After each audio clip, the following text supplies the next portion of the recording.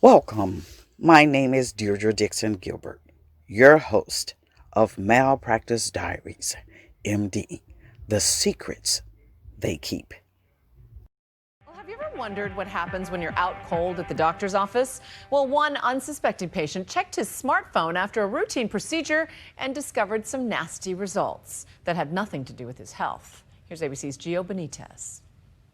Listen closely. Round and round they go, wheel of annoying patients it goes. Where to land, nobody knows. That's the voice of a doctor, anesthesiologist Tiffany Ingham, before a routine colonoscopy at a Northern Virginia hospital in April 2013. Her patient used his phone to record post-op instructions, but he says he did not press stop before he went under, unknowingly capturing Ingham's cringeworthy conversation. And really, after 5 minutes of talking to you in pre-op, I wanted to punch you in the face and man you up a little bit. Putting his IV in, he's like, I always pass out when I look at them. Great. Well, why are you looking then, retard? The patient filing a lawsuit anonymously. He's identified only as DB in court documents, claiming medical malpractice, in part because of this false diagnosis. I'm going to mark hemorrhoids, even though we don't see them and probably won't. I'm just going to take a shot in the dark. And defamation because of comments like these. Or irritation or something that none of us want to go look at. So just make sure you're gowned up. Give me some lube on the cold. You don't want you to accidentally rub up against it. Some syphilis on your arm or something. That'll be bad. Last week, a judge ordering the anesthesiologist and her practice to pay the patient $500,000 in damages. She's no longer working at that Virginia hospital. In fact, we don't know if she's working anywhere now. Her attorney has not returned our calls for comment, but on that tape, even Dr. Ingham recognizes she may have gone too far. I feel bad. I shouldn't be so mean. For Nightline, I'm Gio Benitez in New York.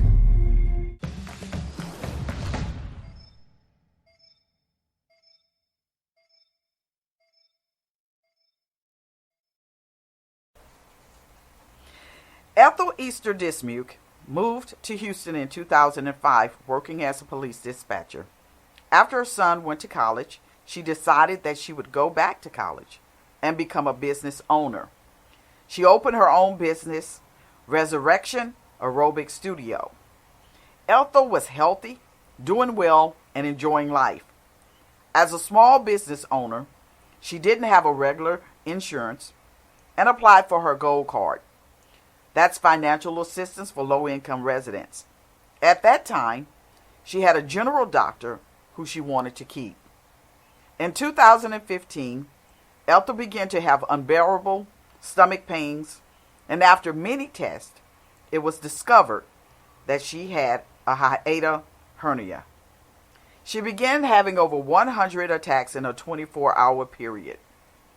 Ethel met with the doctor at Lyndon B. Johnson Hospital and was told that she would have to wait months before she would be able to have surgery. Ethel objected, and that is when the trouble began. Patient secretly records doctor while in surgery. Ethel Easter Dismuke is a patient advocate against medical malpractice. Her desire is to expose the dark and hidden side of a medical profession that at best is labeled malpractice, but could be described, in her opinion, criminal. Well, you're about to meet a woman who says she knows exactly what was said about her during her hernia operation.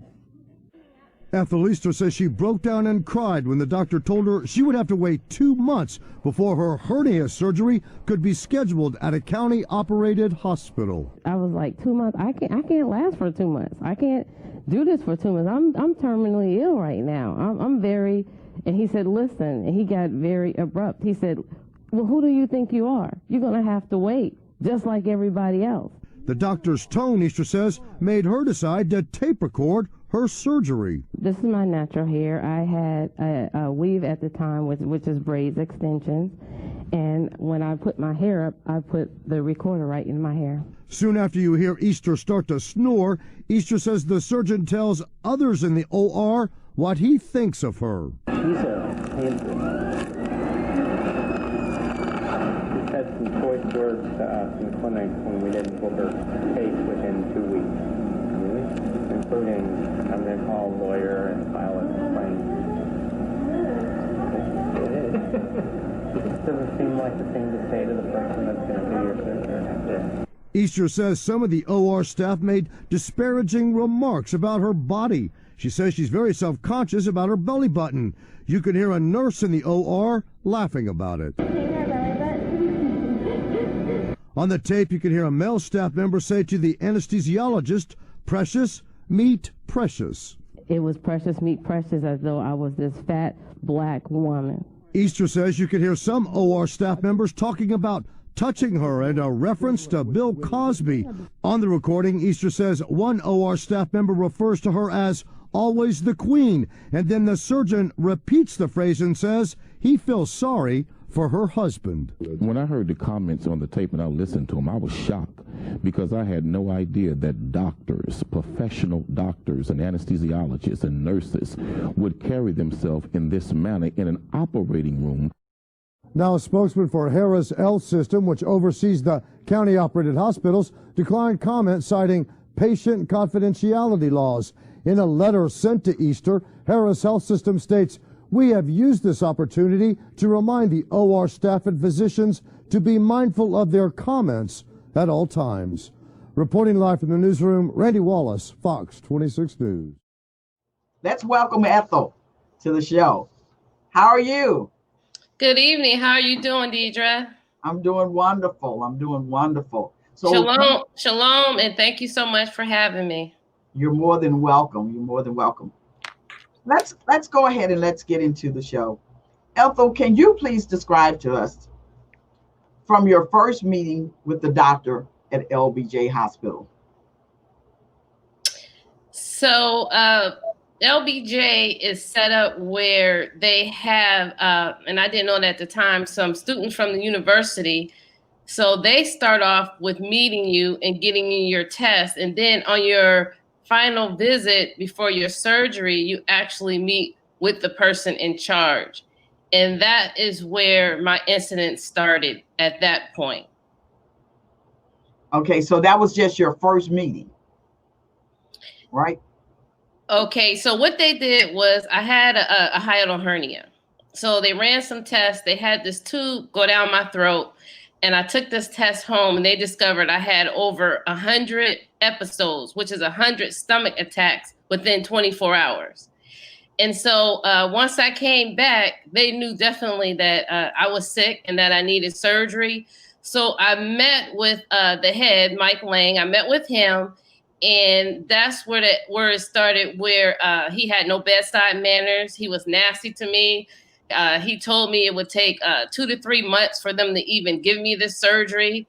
And then at that time, I started to cry because I was in a lot of pain, couldn't sleep at night. I had bruises on my stomach. And I said, listen, I can't wait 2 to 3 months for this. I'm very sick. And I started crying. And I said, I need the surgery to happen as soon as possible. Then he got really nasty with me. He started saying, no empathy. Who do you think you are? You're going to wait like everybody else. And he just went in on me. And so I couldn't believe what I was hearing. I started crying more. And then I went home and I discussed what had happened with my husband. Okay.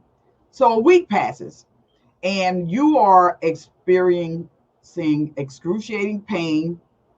Again, you go now to your routine doctor. And what, again, did they discover? So I went to my routine doctor. And so I had an attack in his office. And he said, I'm very concerned about you. And also I was having some blood coming out of my urine. And so he went into the system because the Harris County, I had a gold card at the time. And so, and I think that's part of the reason too. I had a gold card, which is a government type of card. I had a business, but I didn't have any insurance.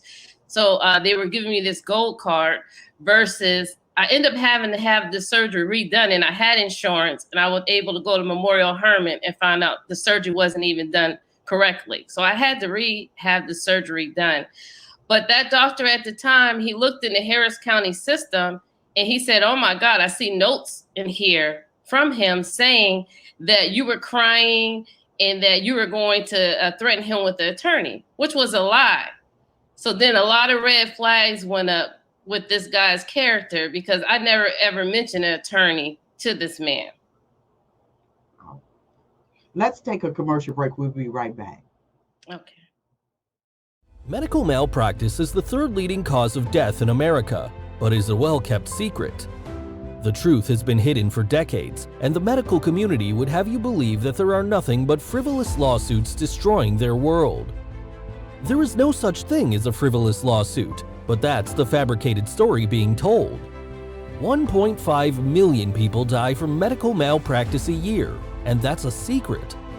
Thousands of medical malpractice suits hidden in a database, botched surgeries, wrong site surgeries, instruments left in bodies, drug and alcohol issues, falsified medical records are all kept secret. Tort reform is what is called, but it has been the secret ingredient to no accountability. Malpractice Diaries, MD, we tell the secrets they keep. No more silence. www.nmmaa.org. Sponsored by the National Medical Malpractice Advocacy Association. Your surgery was finally scheduled. You're at home getting prepared for that day. What prompted you to put this recording in your hair? Okay, so I went home that day, and then I was literally afraid at that point, because here I am having a man that's going to do surgery at some point on me who just lied, which to me was like a black ball in the system. And so at that point, I talked to my husband and I said, I'm going to put a recorder in my hair. So if something happens to me, you all know what has happened. Because at this time, I don't have any insurance. This is an expensive surgery. So I'm caught between a rock and a hard plate at this time. Okay. And so basically you're saying you talked to your husband, you were fearful from the conversation that you had with this particular doctor prior to this. And because he had been screaming at you and then he lied, basically in his notes, you actually were prompted and you told your husband, look, I think I'm gonna have to put this recording in my hair. Yes.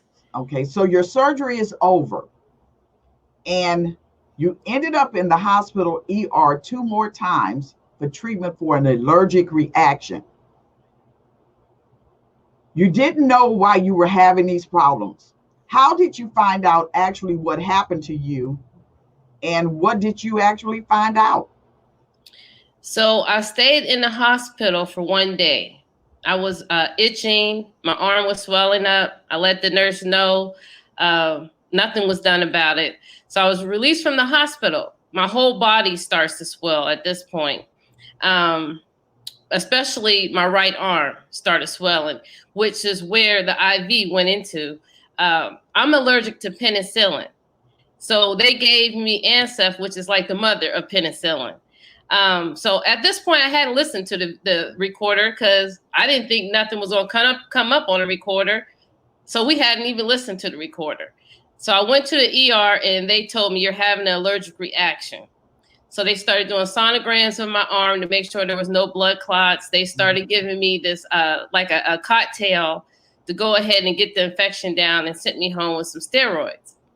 So then I go home. And so at that time, I went to Memorial Hermann. So then I go home and I'm having trouble breathing. So I wake up again. My husband takes me back to the ER and my lungs were full with fluid at that time. So now, once I get back home again, I said, okay, we need to listen to the recorder. So at that time, I discovered what was done and what had happened to me. But it gets more interesting because it wasn't just that they gave me Ancef and penicillin. There were so many disgusting violations that we heard that we were appalled about. One was that they were talking on their cell phones, which is not even in sterile during the surgery. They were talking about my belly button. You had a female anesthesiologist saying, oh, look at her belly button. And they were horsing around saying, oh, they're the queen. And, oh, yeah, I feel sorry for her husband.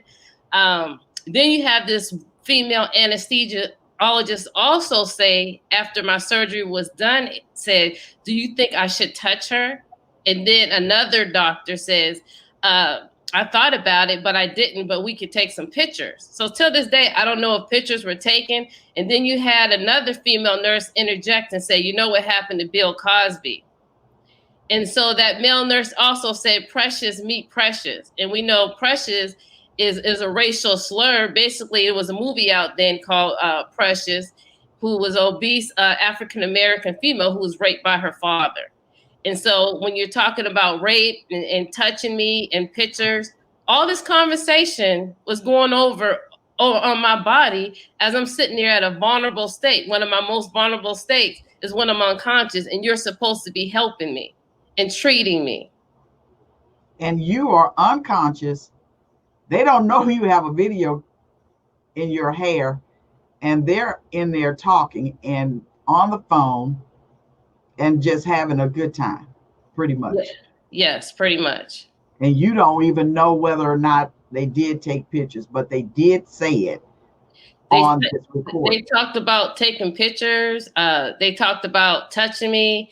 They made disparaging comments about my body.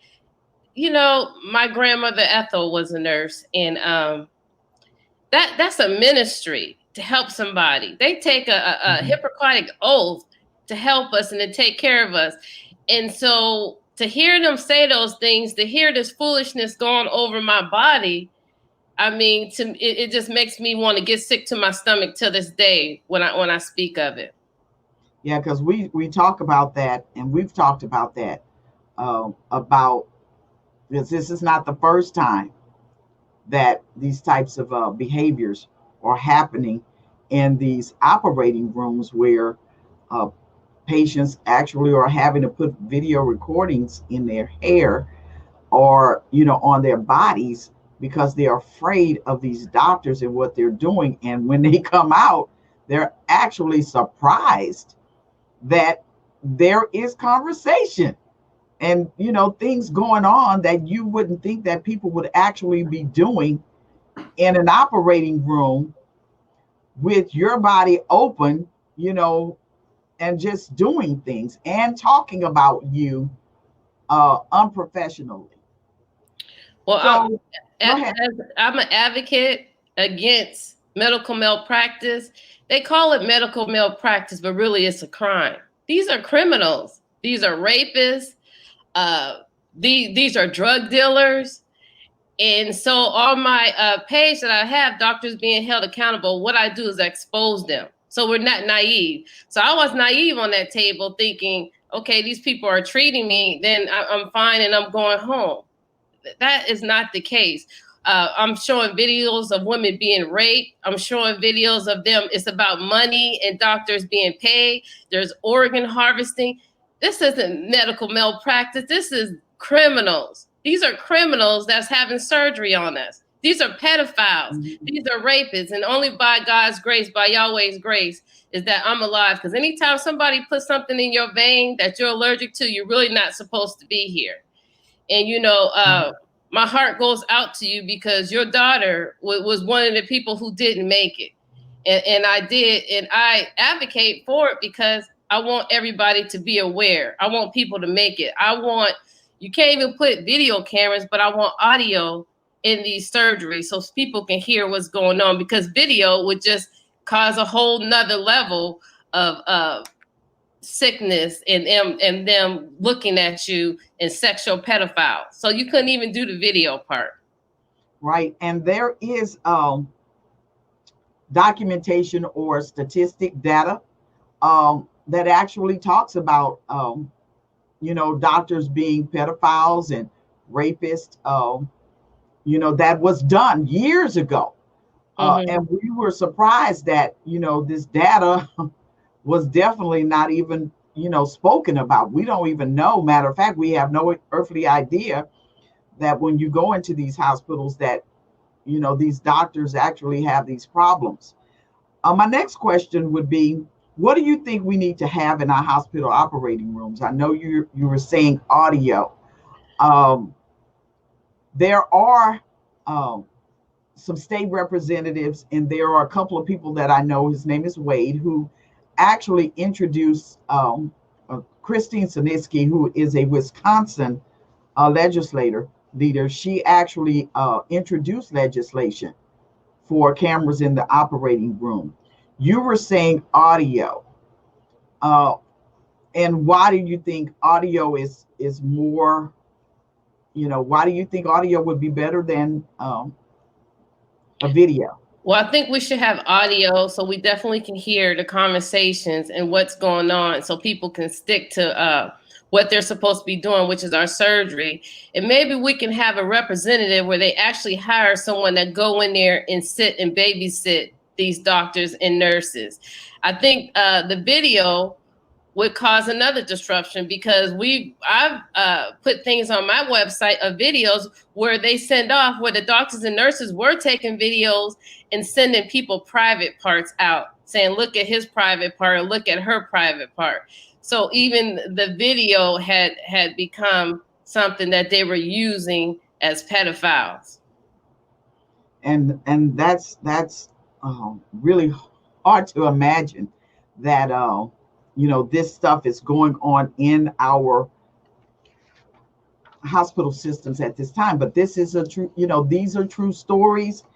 And this, again, is the reason for Malpractice Diaries, is so that we can tell these stories, because these are things that people need to know, people don't know.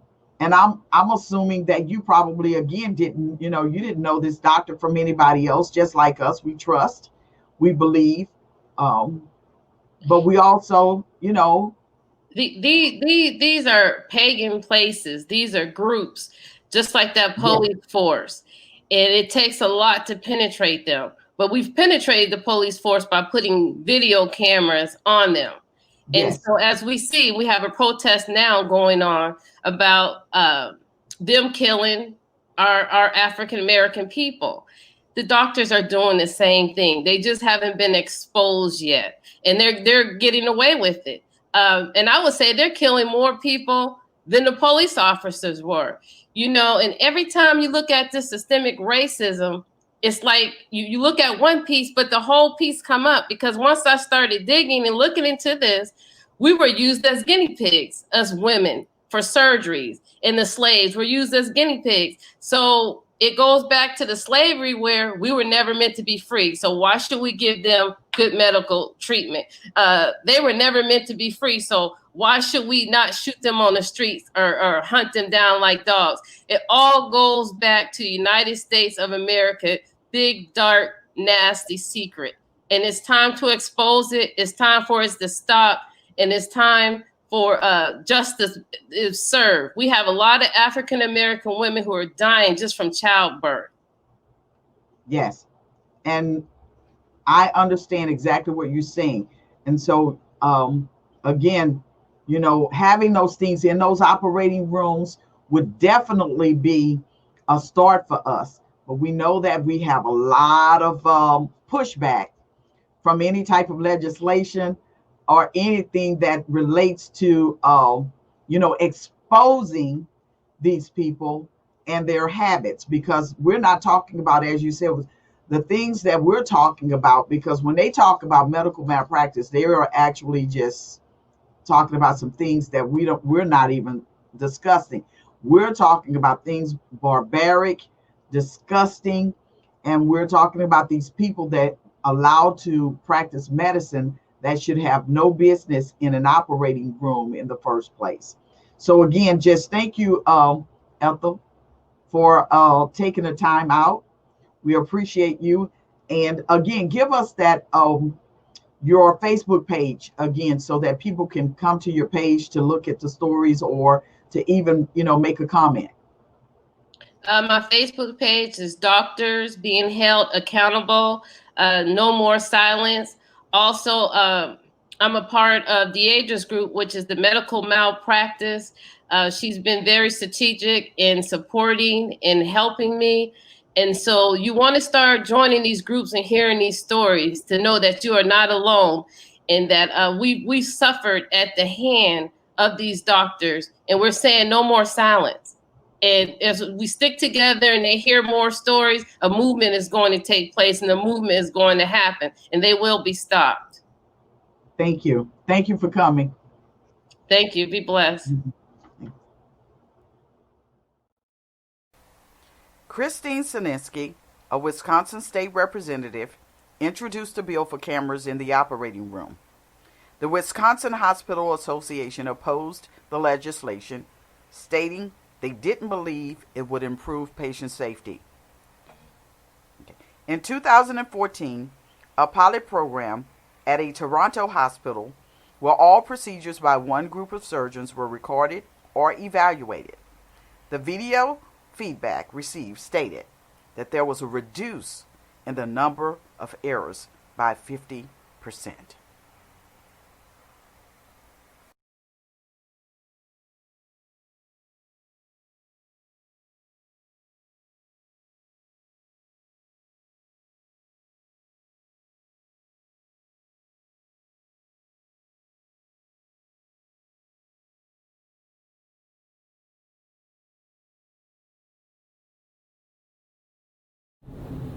Thanks for tuning in to Malpractice Diaries, MD. We tell the stories they keep. Please make sure that you tune in next week, same time, same station, same Facebook page, and subscribe to our YouTube channel. And we look forward to seeing you next week. See you soon.